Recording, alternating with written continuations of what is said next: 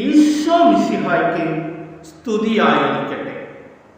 ഇന്ന് ഏപ്രിൽ 11 വെള്ളി. ഇന്ന് 40-ാം വെള്ളിയാഴ്ചയാണ്. വിശുദ്ധ വാരത്തിലേക്ക് നമ്മൾ പ്രവേശിക്കുന്നതിൻ്റെ ഏറ്റവും അടുത്ത ദിവസങ്ങളിലേക്ക് നമ്മൾ എത്തിയിരിക്കുന്നു. കൂടുതൽ പ്രാർത്ഥിക്കുവാനും കൂടുതലായി ബൈബിൾ വായിക്കുവാനും അത് ധ്യാനിക്കുവാനുമുള്ള അവസരമായി ഈ ദിവസങ്ങളെ എല്ലാവരും കാണണമേ എന്ന് പ്രത്യേകം പ്രാർത്ഥിക്കുകയും അതിനുവേണ്ടി പരിശ്രമിക്കുകയും ചെയ്യേണ്ടതാണ് എല്ലാവരും. ഇന്ന് നമുക്ക് പ്രത്യേകമായിട്ട് മർക്കോസിന്റെ സുവിശേഷം 12-ാം അധ്യായം ധ്യാനിക്കാം. ഇന്നത്തെ ചോദ്യം: മരിച്ചവർ ഉയർപ്പിക്കപ്പെടുന്നതിനെ കുറിച്ച് ദൈവം മുൾപ്പടർപ്പിൽ വെച്ച് ആരോടാണ് അരുൾ ചെയ്തത്? ഉത്തരം കമന്റായിട്ട് ഇടുവാനായിട്ട് എല്ലാവരും ശ്രദ്ധിക്കുക. ഇന്ന് നമുക്ക് പ്രത്യേകമായിട്ട് നമ്മുടെ എല്ലാ സന്യസ്തരാകാൻ പഠിക്കുന്ന എല്ലാ മക്കളെയും ദൈവ തൃക്കരങ്ങളിലേക്ക് സമർപ്പിച്ച് നമുക്ക് പ്രാർത്ഥിക്കാം. അവരെ എല്ലാ സിസ്റ്റേഴ്സിനെയും നമുക്ക് ദൈവത്തിന് സമർപ്പിച്ച് പിതാവായ ദൈവത്തെ വിളിച്ച് നമുക്ക് പ്രാർത്ഥിക്കാം.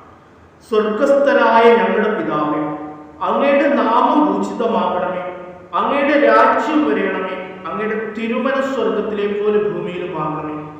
അന്നു വേണ്ടുന്ന ആഹാരം എന്ന് ഞങ്ങൾക്ക് തരണമേ.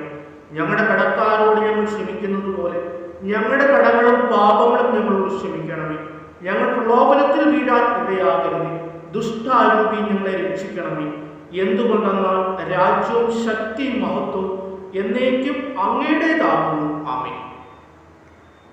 ഇന്ന് നമുക്ക് പ്രത്യേകമായിട്ട് വിധവയുടെ കാണിക്ക ധ്യാനിക്കാം. സ്നേഹമുള്ളവരെ, ഈശോ നിയമജ്ഞരെ കുറ്റപ്പെടുത്തുകയാണ്. അവർ വിധവകളുടെ ഭവനങ്ങൾ വിഴുങ്ങുന്ന കപടനാട്യക്കാരാണെന്നാണ് ഈശോ പറയുന്നത്. വളരെയേറെ പ്രാർത്ഥിക്കുന്നു, വളരെയേറെ മറ്റുള്ളവർക്ക് സഹായങ്ങൾ ചെയ്യുന്നു എന്നൊക്കെ കരുതുന്ന വെറും കപടനാട്യക്കാരാണ് നിയമജ്ഞരെന്നാണ് ഈശോ പറയുന്നത്. അതിനുശേഷമാണ് ഈശോ വിധവയെ പറ്റി മർക്കോസിന്റെ സുവിശേഷത്തിൽ അവതരിപ്പിക്കുന്നത്. എല്ലാവരും തങ്ങളുടെ സമൃദ്ധിയിൽ നിന്ന് ഭണ്ഡാരത്തിലേക്ക് നിക്ഷേപിക്കുകയാണ്. ഒരുപാട് സമ്പന്നർ വന്ന് ഭണ്ഡാരത്തിൽ നാണയത്തുട്ടുകൾ വലിച്ചെറിയുന്നു. ജനങ്ങൾ അത് നോക്കുന്നു.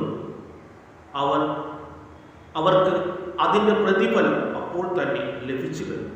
എന്നാൽ ഒരു വിധവ വന്നു ആ നാട്ടിൽ പ്രചാരത്തിലുണ്ടായിരുന്ന ഏറ്റവും വില കുറഞ്ഞ 2 ചെമ്പ് തുട്ടുകൾ ഭണ്ഡാരത്തിലേക്ക് നിക്ഷേപിക്കുകയാണ്. അത് ഈശോ കാണുന്നു, ഈശോ ശ്രദ്ധിക്കുന്നു. ശിഷ്യന്മാരെ വിളിച്ച് ഈശോ പറയുകയാണ്, ആ വിധവ മറ്റെല്ലാവരേക്കാൾ കൂടുതലായി നിക്ഷേപിച്ചിരിക്കുന്നു. മറ്റുള്ളവർ തങ്ങളുടെ സമൃദ്ധിയിൽ നിന്ന് നിക്ഷേപിച്ചപ്പോൾ ഈ വിധവ തൻ്റെ ഉപജീവനത്തിന് ഉണ്ടായിരുന്നത് കൂടി ദൈവത്തിന് സമർപ്പിക്കുകയാണ്. സ്നേഹമുള്ളവരെ, പുതിയ നിയമത്തിൽ നമ്മൾ എന്തോരം കൊടുത്തു എന്നതിനെ പറ്റിയല്ല, നമ്മൾ കൊടുക്കുമ്പോൾ നമ്മുടെ മനോഭാവം എന്തായിരിക്കണം എന്നതിനെ പറ്റിയാണ് നമ്മൾ ചിന്തിക്കേണ്ടത്.